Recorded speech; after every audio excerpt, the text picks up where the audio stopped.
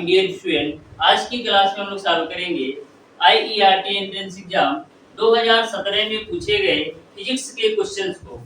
इसके पहले ऑलरेडी मैंने डियर स्टूडेंट मैथ के क्वेश्चंस को बिल्कुल शानदार तरीके से सॉल्व करवा दिया है। यदि वो वीडियो आपने अभी तक नहीं देखा है तो जरूर देखिएगा, डिस्क्रिप्शन में उसका लिंक मिल जाएगा। डियर स्टूडेंट, जितने भी क्वेश्चन का मैं सॉल्यूशन करवाता हूँ, टोटल क्वेश्चन का सॉल्यूशन बिल्कुल कॉन्सेप्ट के साथ आपको कराता हूँ, जिससे आपको प्रत्येक क्वेश्चन के कॉन्सेप्ट अच्छी तरीके से समझ में आ सके। तो डियर स्टूडेंट, प्रत्येक क्वेश्चन के सॉल्यूशन को बिल्कुल ध्यान से अच्छी तरीके से समझते हुए चलिएगा। मैं प्रत्येक क्वेश्चन को बिल्कुल कॉन्सेप्ट के साथ आपको समझाऊंगा, जिससे आपको प्रत्येक क्वेश्चन के कॉन्सेप्ट अच्छी तरीके से समझ में आ सके, कहीं से भी आपको थोड़ा सा भी कंफ्यूजन ना हो। तो डियर स्टूडेंट, हमारी आपसे रिक्वेस्ट है कि आप प्रत्येक क्वेश्चन के सॉल्यूशन को बिल्कुल ध्यान से अच्छी तरीके से समझते हुए चलिएगा। तो स्टार्ट करते हैं आज की क्लास डियर स्टूडेंट। देखते हैं डियर स्टूडेंट क्वेश्चन नंबर 1। तो क्वेश्चन नंबर 1 आपका इस प्रकार से है, एक यम द्रव्यमान की रस्सी एक दृढ़ आधार से ऊर्ध्वाधर लटकी है। दृढ़ आधार से x दूरी पर रस्सी में तनाव क्या होगा ये आपको बताना है, जबकि रस्सी की लंबाई l और गुरुत्वीय त्वरण आपका g दे रखा है। तो आपको यह बताना है डियर स्टूडेंट कि रस्सी में तनाव कितना होगा, यह आपको बताना है। तो एक बात आप ध्यान से समझिएगा, रस्सी के भार की बात करें तो कितना होगा, जो आपका रस्सी का भार होगा डियर स्टूडेंट वो कितना होगा। ध्यान से इस क्वेश्चन को पढ़िए और बताइए रस्सी का भार क्या होगा।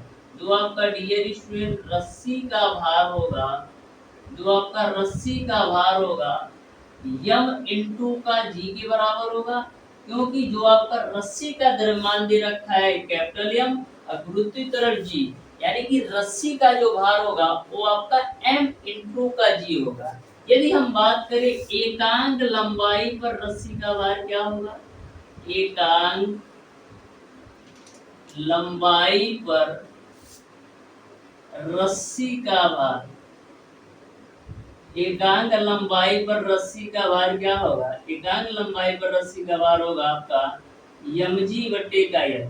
यहाँ तक सबको क्लियर समझ में आ गया होगा कि एकांक लंबाई पर जो रस्सी का भार होगा वो आपका mg बटे का एल है।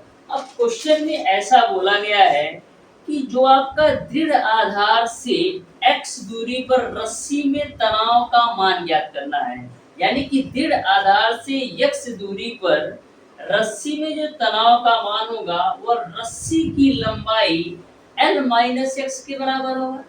दृढ़ आधार पर जो आपका रस्सी में तनाव होगा वो आपका रस्सी की शेष लंबाई L-x के बराबर होगा।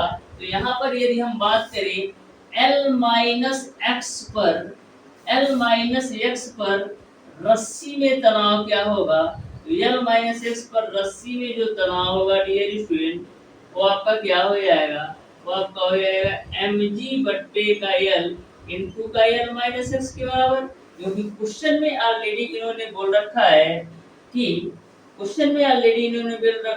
दृढ़ आधार से x दूरी पर रस्सी में तनाव ज्ञात करना है। तो मैंने आपको बताया कि दृढ़ आधार से रस्सी में तनाव आपको ज्ञात करना है, तो रस्सी की शेष लंबाई क्या होगी, यानी कि दृढ़ आधार से x मीटर दूरी पर रस्सी की शेष लंबाई क्या होगी, वो आपका L-x होगा। तो L-x पर रस्सी में जो तनाव होगा वो आपका mg बटे l इंटू का L-x के बराबर होगा। इस तरीके से क्वेश्चन नंबर 1 का ऑप्शन नंबर बी बिल्कुल राइट आंसर होगा। अब देखिएगा डियर स्टूडेंट क्वेश्चन नंबर 2, तो ध्यान से समझिएगा प्रत्येक क्वेश्चन को, बिल्कुल शानदार तरीके से आपको सारे कॉन्सेप्ट में क्लियर करने वाला हूं। तो क्वेश्चन नंबर 2 आपका है डियर स्टूडेंट, बोला है साम्य अवस्था गतिचालक चक्र का एक समान उसकी रिंग पर स्थित होता है, ऐसा क्यों होता है ये आपको बताना है। तो ध्यान से देखिएगा क्वेश्चन नंबर 2 को, बोला कि सामान्यतः गतिचालक चक्र का द्रव्यमान उसकी रिंग पर स्थित होता है, ऐसा क्यों होता है ये आपको बताना है। तो ऐसा होने का जो मेन रीजन होता है, तो आघूर्ण का मान बढ़ाने के लिए होता है, यानी क्वेश्चन नंबर 2 का ऑप्शन नंबर बी बिल्कुल राइट आंसर। क्वेश्चन नंबर 3 आपका है, यदि किसी प्रत्यास्थ सड़क पर यह बल लगाने पर डेल्टा एल से उसकी लंबाई में वृद्धि होती है, तो इस प्रक्रिया में क्षय ऊर्जा क्या है, ये आपको बताना है। ध्यान से क्वेश्चन नंबर 3 को देखिएगा, यदि किसी प्रत्यास्थ सड़क पर यह बल लगाने पर यम से उसकी लंबाई में वृद्धि होती है, तो इस प्रक्रिया में क्षय ऊर्जा क्या होगी, तो इस प्रक्रिया में जो क्षय ऊर्जा होगी यम इनटू का डेल्टा एल डिवाइडेड बाय 2 के बराबर होगा। यानी क्वेश्चन नंबर 3 का ऑप्शन नंबर सी सही रहेगा। डियर स्टूडेंट, जो भी आपके न्यूमेरिकल टाइप के क्वेश्चन होंगे या आपके समझाने टाइप के जितने भी क्वेश्चन होंगे, उनको मैं न्यूमेरिकल को बिल्कुल शानदार तरीके से सॉल्व कराते हुए और थ्योरी पार्ट को मैंने बिल्कुल अच्छी तरीके से समझाते हुए चलेंगे। इस तरीके से क्वेश्चन नंबर 3 का ऑप्शन नंबर बी सही हो जाएगा। क्वेश्चन नंबर 4 में पूछा गया, निम्न में से आपका अदिश राशि है, तो ऑप्शन नंबर ए आपको दे रखा है त्वरण, ऑप्शन नंबर बी आपको दे रखा है बल, ऑप्शन नंबर सी आपको दे रखा है चाल और ऑप्शन नंबर डी आपको दे रखा है वेग। तो आपको भी पता है कि जो आपकी चाल होती है एक प्रकार की अदिश राशि है, जो आपकी चाल होती है एक प्रकार की अदिश राशि है, वहीं पर जो आपका वेग होता है एक प्रकार का सदिश राशि है। तो दोनों बातें ध्यान में रखिएगा, जो आपका चाल होता है एक प्रकार की अदिश राशि है, लेकिन वेग जो है वो आपका सदिश राशि है। तो इस तरीके से आपका जो वेग हो गया, बल हो गया और त्वरण, ये तीनों सदिश राशि है, लेकिन आपको बताना है कौन सी अदिश राशि है, तो चाल आपका अदिश राशि होगा। यानी क्वेश्चन नंबर 4 का ऑप्शन नंबर सी सही हो जाएगा। क्वेश्चन नंबर 5 आपका है, यदि p बराबर q है, तो निम्न में से कौन सा संबंध सही नहीं है, यानी कि जो p की वैल्यू है वो q के बराबर है, तो कौन सा संबंध सही नहीं है, ये आपको बताना है। तो ऑप्शन नंबर ए आपको दे रखा है, ऑप्शन नंबर ए आपको दे रखा है एकांश सदिश p बराबर एकांश सदिश p। इसका मतलब ये है कि यह जो p है एकांश सदिश है, यानी इसका मान 1 होगा, यह जो q है इसका मान भी 1 होगा, क्योंकि इसका जो मतलब होता है एकांश सदिश है, यानी ऑप्शन नंबर ए तो आपका बिल्कुल सही है। क्वेश्चन नंबर 2 में आपको दे रखा है, मान के अंदर इन्होंने दे रखा है p बराबर, मान के अंदर इन्होंने दे रखा है, तो मान के अंदर से जब p निकालोगे तो इसका भी मान p आएगा और इसका भी मान q आएगा, क्योंकि मान के अंदर जो पॉजिटिव में वैल्यू होती है बाहर निकलने पर पॉजिटिव मिल जाती है, यानी कि कोई फर्क नहीं पड़ता है। लेकिन यदि मान के अंदर आपका कोई भी वैल्यू नेगेटिव में है तो मान से बाहर आएगी तो पॉजिटिव, यानी कि नेगेटिव में यदि मान के अंदर है तो बाहर निकलेगा पॉजिटिव होगा, यदि मान के अंदर पॉजिटिव है तो बाहर निकलने पर भी पॉजिटिव होगा, यानी अभी आपका ऑप्शन सही होगा। क्वेश्चन नंबर सी आपको दे रखा है p q पर मान दे रखा है बराबर q और p पे मान दे रखा है। इन्होंने p बराबर q तो दे रखा है, इन्होंने p बराबर q तो दे रखा है, लेकिन यदि मैं p की वैल्यू 5 ले लूं और q की वैल्यू भी 5 ले लूं, तो यहां पर देखो p की वैल्यू मैंने 5 ले लिया और यह जो इस टाइप का चिन्ह बनाया होगा ये आंसर से, यानी इसका मान 1 हो गया। ये q की वैल्यू यदि मैं 5 ले लूं, यह भी आपका आंसर से ये होगा, यानी यह भी आपका ऑप्शन सही है। आपको चेक करना है कौन सा ऑप्शन असत्य है। तो बात करते हैं ऑप्शन नंबर डी का। तो ऑप्शन नंबर डी में आपको दे रखा है p + q बराबर p प्लस का q, तो ये तो आपके एक आंसर से, यानी इसका भी मान 1 होगा और इसका भी मान 1 होगा, यानी यहां से तो आपको मिल जाएगा राइट साइड में 2, लेकिन इसका तो मान आपका बदलेगा, क्योंकि आपको पता है ये तो आपका एक आंसर से होता है, इसका मान तो आपका 2 भी हो सकता है, 3 भी हो सकता है, 4 भी हो सकता है, यानी ऑप्शन नंबर डी बिल्कुल गलत आंसर है, यानी कि ऑप्शन नंबर डी बिल्कुल असत्य कथन है, ऑप्शन नंबर डी नहीं हो सकता है, p बराबर q की कंडीशन। तो यह भी आपको समझ में आया होगा। क्वेश्चन नंबर 6 आपका डियर स्टूडेंट, एक इंजन 1 सेकंड में 40 लीटर पानी पंप करता है या पानी ऊर्ध्वाधर 3 मीटर प्रति सेकंड की वेग से बाहर आता है, इंजन की किलोवाट में शक्ति क्या है, ये आपको बताना है। इंजन की किलोवाट में शक्ति क्या है, ये आपको बताना है। तो p बराबर क्या होता है डियर स्टूडेंट, W बटे का t होता है, p बराबर W बटे t होता है, तो p बराबर W की जगह पर लिख सकते हैं m * g * h के रूप में, बटे का आपका हो जाएगा t। अब सारी वैल्यू लिख दीजिए। m का जो मान दे रखा है डियर स्टूडेंट वो आपको 40 की तरह दे रखा है, g की वैल्यू आपका 10 होता है और दिया है 3 मीटर प्रति सेकंड से बाहर आता है, यानी h की जो वैल्यू है वो आपको हो जाएगा 3 बटे का समय का मान आता है 1 सेकंड, तो 40 × 10 × 3 करो तो कितना होगा 1200 वाट, कितना होगा 1200 वाट। लेकिन चारों ऑप्शंस आपके किलोवाट में दिए हैं, तो 1 किलोवाट में कितने वाट होते हैं 1000 वाट, तो इसमें जब आप 1000 से डिवाइड करोगे तो मिल जाएगा आपको 1.2 किलोवाट, यानी इंजन की जो शक्ति होगी 1.2 किलोवाट होगा, यानी ऑप्शन नंबर ए बिल्कुल राइट आंसर होगा। तो यह भी आपको बिल्कुल शानदार तरीके से समझ में आ गया होगा। क्वेश्चन नंबर 7 है आपका न्यूटन मीटर मात्रक। तो न्यूटन मीटर किसका मात्रक होता है, न्यूटन है और मीटर है किसका मात्रक होता है, आपको पता है W बराबर होता है F * S, यानी कि बल गुणे विस्थापन को हम कार्य करते हैं, बल गुणे विस्थापन को क्या करते हैं, बल का मात्रक न्यूटन है और जो विस्थापन है इसका मान मीटर है, तो इस तरीके से जो आपका न्यूटन मीटर है वो कार्य का मात्रक है, यानी क्वेश्चन नंबर 7 का ऑप्शन नंबर सी सही हो जाएगा। अब देखिएगा डियर स्टूडेंट क्वेश्चन नंबर 8, तो क्वेश्चन नंबर 8 आपको दे रखा है, दो ध्वनि तरंगों की तरंगदैर्घ्य 5 तथा 5.5 मीटर है, प्रत्येक तरंग गैस में 330 मीटर प्रति सेकंड की चाल से संचरित होती है, उत्पन्न निस्पंदों की संख्या प्रति सेकंड क्या होगी, ये आपको बताना है। तो बिल्कुल सिंपल सा एक क्वेश्चन है, आप ध्यान से समझिएगा क्वेश्चन नंबर 8 को। यहाँ पर जो λ1 की वैल्यू दे रखा है, इन्होंने दे रखा है 5 मीटर और जो λ2 की वैल्यू दे रखा है उन्होंने दे रखा है 5.5 मीटर, ठीक है।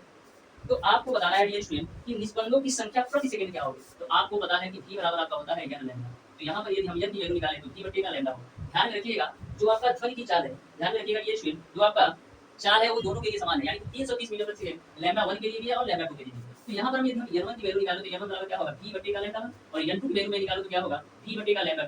v की वैल्यू दोनों जगह समान है, तो n1 की वैल्यू निकालो, v की वैल्यू है 330 और λ1 की वैल्यू कहां है, तो 530, यानी n1 की जो वैल्यू आ जाएगी 66 हर्ट्ज आ जाएगा। वहीं पर n2 की वैल्यू निकालो तो n2 की वैल्यू क्या होगा, v की वैल्यू 330 और λ2 की वैल्यू आपका है 5.5, 11 से काटो तो 11 + 55, 11 × 3 = 33 हो जाएगा, ये 0.5 से 30 को काटोगे तो 7 आ जाएगा, यानी n2 की जो वैल्यू हो जाएगी वो आपका आ जाएगा 60 हर्ट्ज। आपको बताना है डियर स्टूडेंट कि निस्पंदों की संख्या प्रति सेकंड, तो निस्पंदों की संख्या प्रति सेकंड क्या होगा, n1 माइनस का n2 के बराबर, तो 66 माइनस का 60 कर लो तो 6 हर्ट्ज के बराबर आ जाएगा। इस तरीके से निस्पंदों की संख्या प्रति सेकंड 6 हर्ट्ज होगा, यानी कि क्वेश्चन नंबर आपका dear student option number D बिल्कुल राइट आंसर होगा। अब देखिएगा डियर स्टूडेंट क्वेश्चन नंबर 9, तो ध्यान से सुनिएगा क्वेश्चन नंबर 9, सारे क्वेश्चन आपके बिल्कुल कांसेप्चुअल पूछे जाते हैं, बस आप ध्यान से प्रत्येक क्वेश्चन को सॉल्व करते जाइए, कहीं से भी आपको ऐसा क्वेश्चन नहीं पूछा जाए कि आपको थोड़ा सा भी कंफ्यूजन प्रॉब्लम हो, बस बिल्कुल कांसेप्ट के साथ आप प्रत्येक क्वेश्चन को समझते जाइए, एक भी क्वेश्चन क्लास से बाहर नहीं जाएगा। क्वेश्चन नंबर 9 आपका है, दो ध्वनि तरंग आपका y1 बराबर a sin omega t minus kx दे रखा है और y2 की value a cos omega t minus kx दे रखा है, इन दोनों तरंगों के मध्य कालांतर कितना है ये आपको बताना है, यानी कि दोनों के मध्य कालांतर कितना है ये आपको बताना है। y1 की वैल्यू दे रखा है a sin omega t minus kx, a sin omega T minus का के एक्स दे रखा है और y2 की वैल्यू दे रखा है a cos omega T minus के।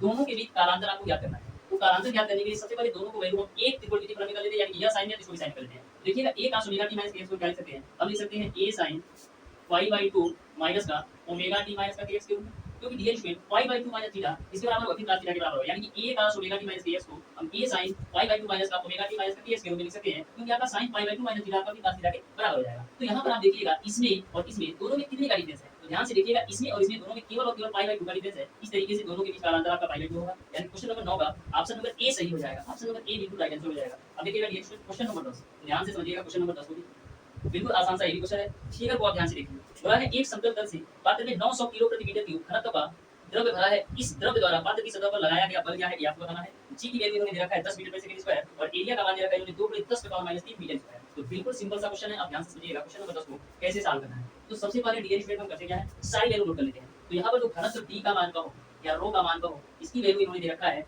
900 किलो प्रति मीटर क्यूब, 900 किलो प्रति मीटर क्यूब। फिर उसके बाद से इन्होंने जी का मान दे रखा है 10 मीटर प्रति सेकंड स्क्वायर, 10 मीटर प्रति सेकंड स्क्वायर जी की वैल्यू दे रखा है। उसके बाद से इन्होंने क्षेत्रफल ए का जो मान दे रखा है वो आपको दे रखा है 2 × 10⁻³ मीटर स्क्वायर। और बी की वैल्यू दे रखा है इन्होंने, वो दे रखा है इन्होंने x।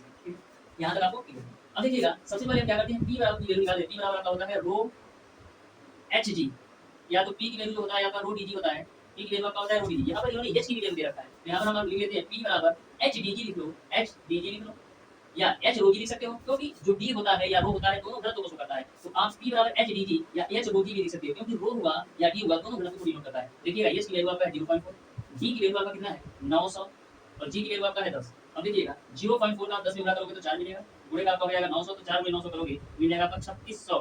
क्या p की वैल्यू आपने निकाल लिया 3600, आपने p की वैल्यू निकाल लिया।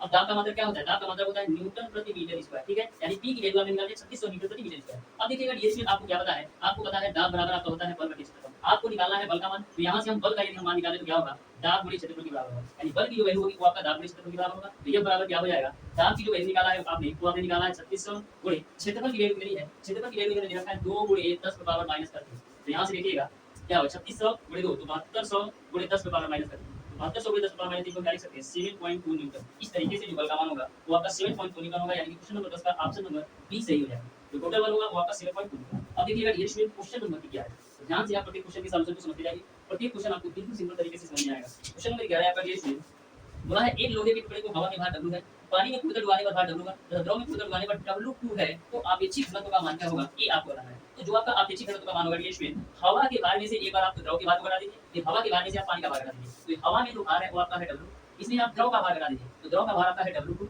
घटेगा हवा के भार में से आप पानी का भार घटा दीजिए, तो यही आपका अपेक्षित घनत्व है। इस तरीके से जो अपेक्षित घनत्व होगा W माइनस का W2 divided by W minus का W1 होगा, यानी कि हवा में भार में से आपको द्रव का भार घटा देना, फिर हवा के भार में से आपको पानी का भार घटा देना है। यही आपका आंसर होगा, यानी कि क्वेश्चन नंबर 11 का ये स्टूडेंट आपका ऑप्शन नंबर डी सही हो जाएगा। क्वेश्चन नंबर 12 आपका है त्रिपरमाणु गैस की स्वतंत्रता कोण का मान होता है, तो त्रिपरमाणु गैस की स्वतंत्रता कोण का मान आपका 6 होता है, यानी कि क्वेश्चन नंबर 12 का ऑप्शन नंबर डी सही हो जाएगा, ऑप्शन नंबर सी सही हो जाएगा। अब देखिएगा क्वेश्चन नंबर 13 बोला है चित्र में दर्शाई गई धात्विक पट्टिका पर भिन्न व्यासों D1 और D2 के मान आपके दिए गए हैं। जो D1 की वैल्यू है D2 से कम है, तो पट्टिका को गर्म किया जाता है, तो क्या होगा, जो D1 की वैल्यू है ये स्टूडेंट इन्होंने दे रखा है D1 की जो वैल्यू है वो आपका D2 से कम है।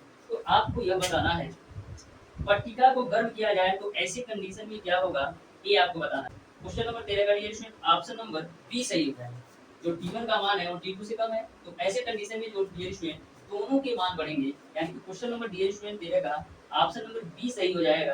यानी कि पट्टिका को यदि आप गर्म करते हैं तो दोनों के मान बढ़ेंगे, यानी कि क्वेश्चन नंबर 13 का ऑप्शन नंबर बी सही हो जाएगा। क्वेश्चन नंबर 14 आपका एक खोखले प्रिज्म में जल भरकर वाई में रखा गया है, तो यह आपतित किरण को विचलित करेगा।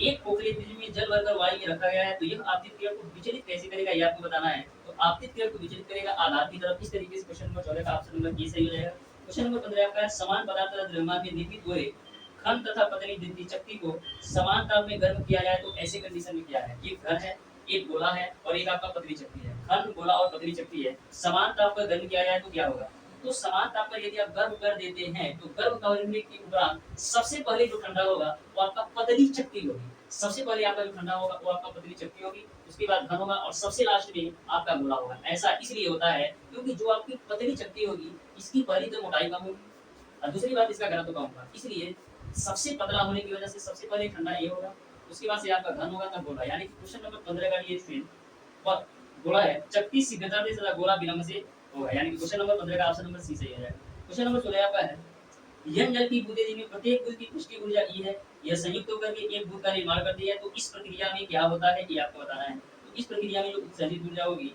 वो आपका ई ब्रैकेट में n - n पावर 2/3 के बराबर होगा, यानी कि क्वेश्चन नंबर 16 का ऑप्शन नंबर सी सही हो जाएगा। क्वेश्चन नंबर 17 आपका बैगनी रंग की तरंगदैर्घ्य प्रकाश है, तो बैगनी रंग की जो तरंगदैर्घ्य प्रकाश होती है वो आपका 4300 से लेकर 4000 एंगस्ट्रॉम के बीच होता है।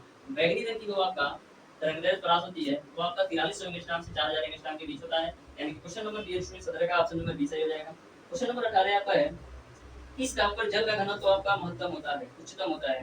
तो डियर स्टूडेंट आपको भी पता है 4 डिग्री सेल्सियस ताप पर जल का घनत्व अधिकतम होता है। इस तरीके से क्वेश्चन नंबर 18 का ऑप्शन नंबर बी सही हो जाएगा। तो ध्यान में रखिएगा, जैसा आपका क्वेश्चन नंबर 18 है ऐसे भी क्वेश्चन आपके 5 से 6 क्वेश्चन पूछे जाएंगे जिनको आप डायरेक्ट पढ़ करके 1 सेकंड के अंदर आंसर दे सकते हैं। देखिएगा क्वेश्चन नंबर 19 बोला है, एक चालक में एकांक विभवांतर आपका 2 वोल्ट है, 0.1 कूलम्ब आवेश को चालक में प्रवाहित करने के लिए आवश्यक कार्य कितना होगा ये आपको बताना है, यानी कि जो V की वैल्यू है वो आपका 2 वोल्ट है और धारा का मान आपका 0. Q का जो वैल्यू है वो आपका 0.1 है, तो किया गया कार्य कितना होगा ये आपको बताना है। तो आपको पता है W बराबर क्या होता है, भक्तु। W बराबर क्या होता है, भक्तु होता है, तो V की वैल्यू 2 है और Q की वैल्यू 0.1 है, 2 × 0.1 क्या होगा, 0.2 जूल के बराबर होगा। इस तरीके से डियर स्टूडेंट क्वेश्चन नंबर 19 का ऑप्शन नंबर बी सही हो जाएगा। क्वेश्चन नंबर 20 आपका डियर स्टूडेंट, आवर्धक लेंस को कहते हैं, तो आवर्धक लेंस किस सूक्ष्मदर्शी को कहते हैं, तो आवर्धक लेंस सरल सूक्ष्मदर्शी को कहते हैं, यानी क्वेश्चन नंबर 20 का ऑप्शन नंबर ए सही हो जाएगा। देखिएगा क्वेश्चन नंबर 21, लाल तथा नीले रंग के प्रकाश के लिए फ्लिंट प्रकाश के अपवर्तनांक आपका 1.644 और 1.664 आपको दे रखा है, तो विक्षेपण क्षमता क्या होगी ये आपको बताना है। तो ध्यान से समझिएगा क्वेश्चन नंबर 21 को कैसे सॉल्व करना है। क्वेश्चन नंबर 21 को आपको कैसे सॉल्व करना है, यहाँ पर लाल तथा नीले की बात की गई है, यानी कि लाल यानी कि रेड, यानी कि म्यू आर की जो वैल्यू है 1 आपको दे रखा है 644 और एक आपका नीला है यानी कि म्यू बी की जो वैल्यू दे रखा है 1.664 दे रखा है। तो आपको यह बताना है कि विक्षेपण क्षमता क्या होगी। तो सबसे पहले हम म्यू की वैल्यू निकाल लेते हैं, तो म्यू बराबर क्या होगा, म्यू आर प्लस का म्यू बी डिवाइडेड बाय 2, तो म्यू आर की वैल्यू 1.664 और म्यू बी की वैल्यू 1.644 और 1.664 डिवाइडेड बाय 2 कर लो, तो यहाँ से कितना होगा 4 4 8 6 4 10 को 0 और 6 6 12 13 को 3 हासिल बचे 1 1 2 1 3, यानी 3.308/2, तो इसी काट लो 2 1 2 2 6 12 फिर आपका 1 0 2 25 10 फिर 2 चौका, यानी कि 1.654 आपका म्यू की वैल्यू है। आपको बताना है डियर स्टूडेंट कि विक्षेपण क्षमता क्या होती है, यानी विक्षेपण क्षमता जो आपका होता है वो आपका म्यू बी माइनस का mu R divided by mu minus का 1 होता है। इसको आप सॉल्व कर लो, म्यू बी की जो वैल्यू है 1.664 है और जो म्यू आर की वैल्यू है 1.644 है, बटेगा म्यू की वैल्यू आपने निकाला है 1.654 है और माइनस का 1, इसी को आप सॉल्व कर लीजिएगा तो आपको विक्षेपण क्षमता मिल जाएगी। अब देखिएगा डियर स्टूडेंट क्वेश्चन नंबर 22 बोला है स्थिर आवेश द्वारा उत्पन्न होता है, तो स्थिर आवेश द्वारा आपको भी पता है केवल आपका विद्युत क्षेत्र उत्पन्न होता है, तो स्थिर आवेश द्वारा केवल और केवल आपका विद्युत क्षेत्र उत्पन्न होता है। इस तरीके से क्वेश्चन नंबर 22 का ऑप्शन नंबर बी सही हो जाएगा। क्वेश्चन नंबर 23 आपका है, विद्युत उपकरणों द्वारा नापी जाने वाली यूनिटों की संख्या क्या है, विद्युत उपकरणों द्वारा नापी जाने वाली यूनिटों की संख्या क्या होती है, तो यूनिटों की संख्या बराबर क्या होता है, वाट गुणे घंटा गुणे दिन बटेगा आपका 1000 होता है। जो आपका बिजली की यूनिट मापी जाती है ना, जो घरों में आप बिजली यूज करते हो उसकी यूनिट मापने के लिए वाट गुणे घंटा गुणे दिन बटेगा 1000 यूज करते हैं, यानी कि क्वेश्चन नंबर 23 का ऑप्शन नंबर ए सही है। क्वेश्चन नंबर 24 आपका है, 4 ओम के प्रतिरोध प्रति सेकंड शक्ति क्रमशः आपका 100 जूल की है, तो प्रतिरोध के एकांक विभवांतर है। 4 ओम के प्रतिरोध में प्रति सेकंड सजीव ऊर्जा उसमें आपका 100 जूल है, तो प्रतिरोध के एकांक विभवांतर का मान बताइए। तो ये बराबर आपका क्या होता है आई स्क्वायर आर डी आपका होता है। आपको प्रतिरोध का मान निकालना है, तो आर बराबर क्या होगा एच बटेगा आई स्क्वायर आर, आर का मान नहीं निकालना है भाई साहब, आई का मान निकालना है। एच बराबर क्या होता है, एच बराबर आपका होता है आई स्क्वायर आर टी, तो यहाँ से आई स्क्वायर की वैल्यू निकालोगे तो एच बटेगा आपका क्या होगा आर टी, ठीक है।